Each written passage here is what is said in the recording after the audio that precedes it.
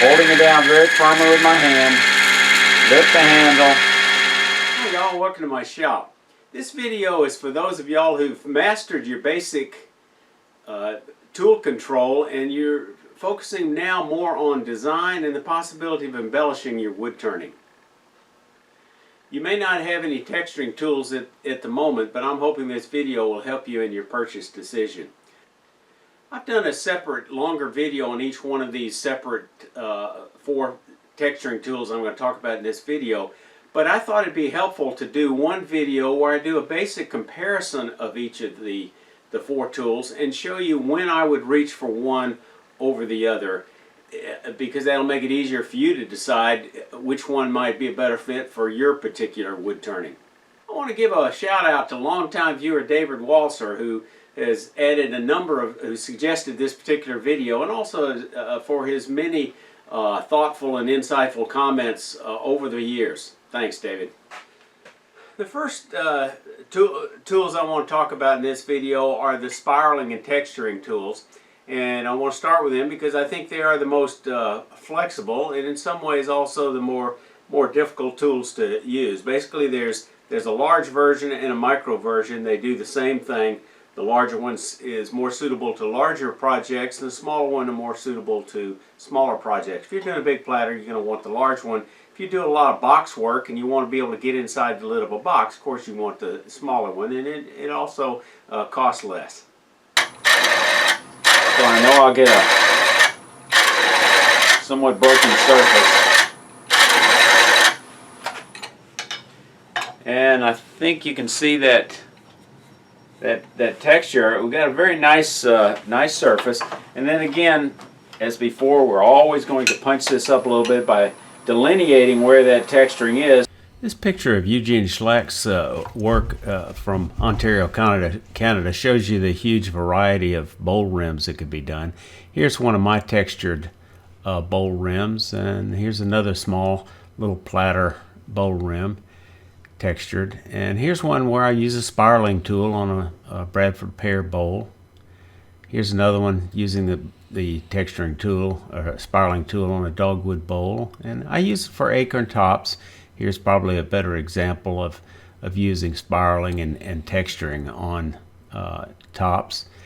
One of the unique designs is you can do a rope texture. You can also use it to do a barley twist type of chalice handle.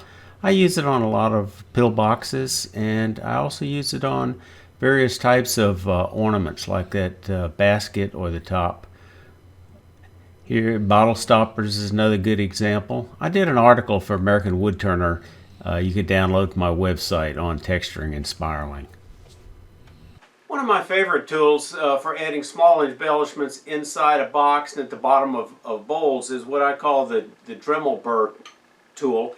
And later on in this video I'll have a link to an article I wrote that shows you how to make one.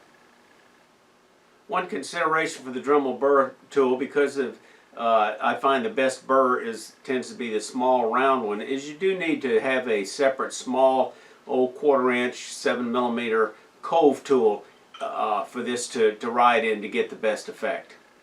A little deeper.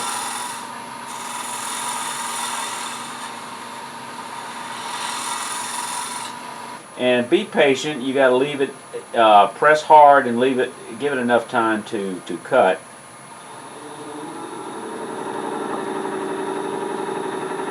Drop the handle, roll it toward the bead. And before I part it off, I want to make this slightly larger on the outside.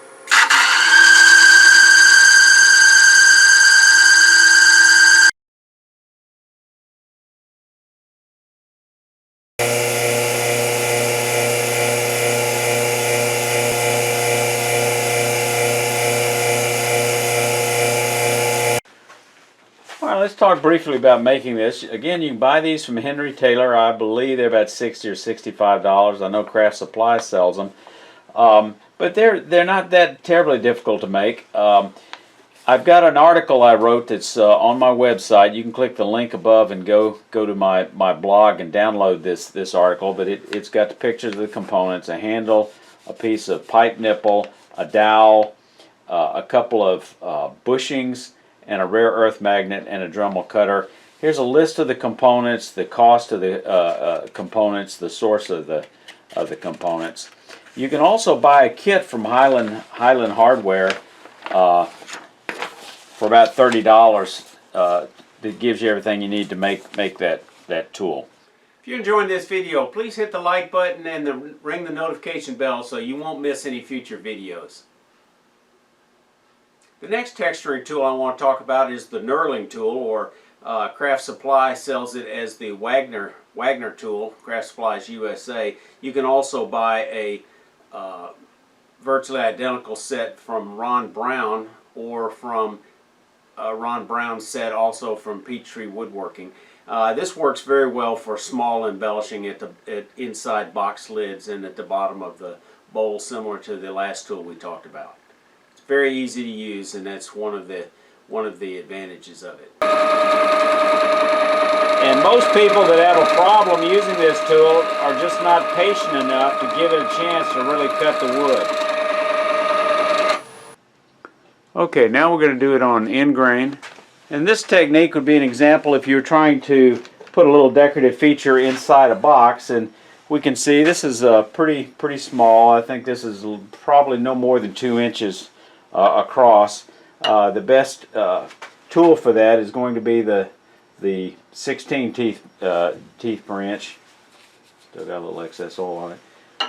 We're going to come in right on center, and we're going to make just a little bit of a feature. Speeds aren't critical. You still want to go too fast because it's hard to maintain control. So I'm going to just ease the edge into this, and I'm going to hold that edge, and it's almost right on center.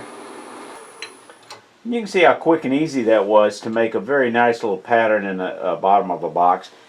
And of course you could punch this up with a little patinating wax. This was a very soft wood.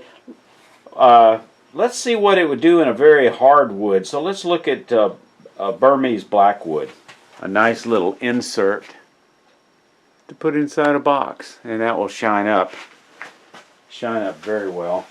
So you may wonder what kind of success you get using this on the outside of a bowl, and let's give that a try. First thing we're going to do, I mentioned this in an earlier video, but in case you haven't seen that, we're going to give it a pencil test. And you see we got some skip because I remounted this bowl blank. So let's go ahead and take a one pass, clean off this surface, and get it running true. And slow that down a bit. Get this down below 600. Alright, we're going to just engage the edge, holding it down very firmly with my hand, lift the handle, ease it in, and you can see that a little bit of a detail we got. And then let's assume this is the bottom of the bowl. You could, of course, make a nice little flowered style feature on the bottom by just coming in here and engaging that corner. Slow the speed down, and we're just going to come in, catch the corner, and just press on the corner, maybe a 1/16 from the center of the bowl.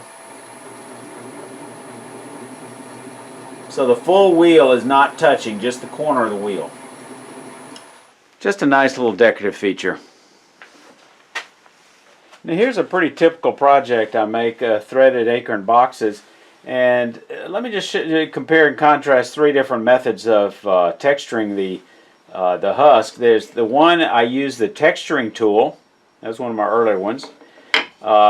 Sometimes I'm not sure this is mahogany. I think this may be mahogany and not walnut.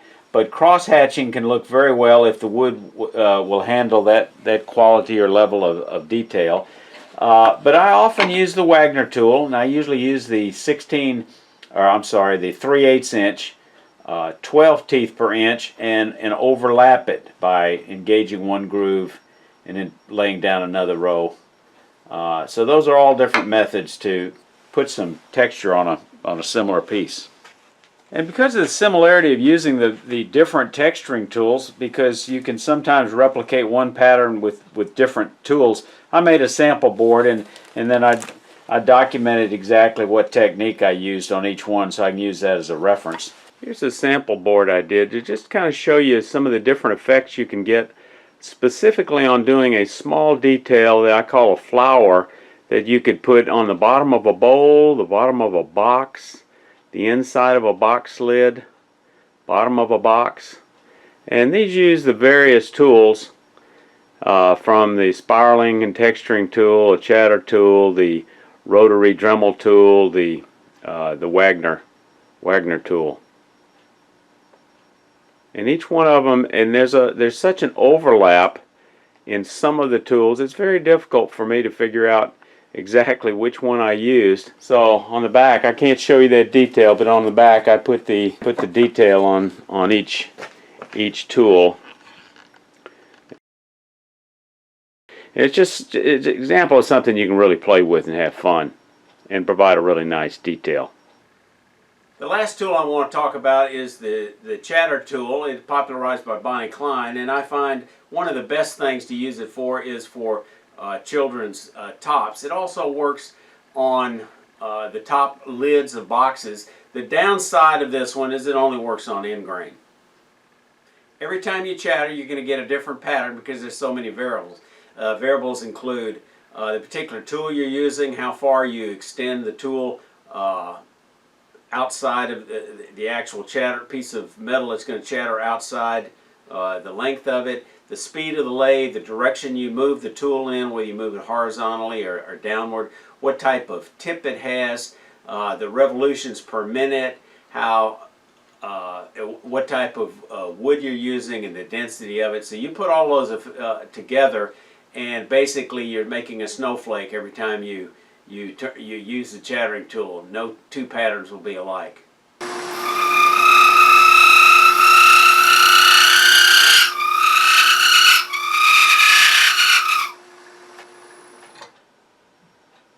Chattering only works on hard end grain. It doesn't work well on pine, but any hardwood, the denser the better. This is an exotic wood we're gonna demonstrate on. It does not do well with side grain at all, just end grain. So you can take your tool and go from the center down, in this case, down to about 630.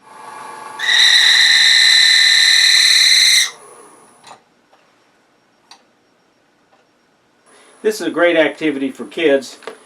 My shop fairy is not around today, or I'd have them decorating, but I'll have to do that another time.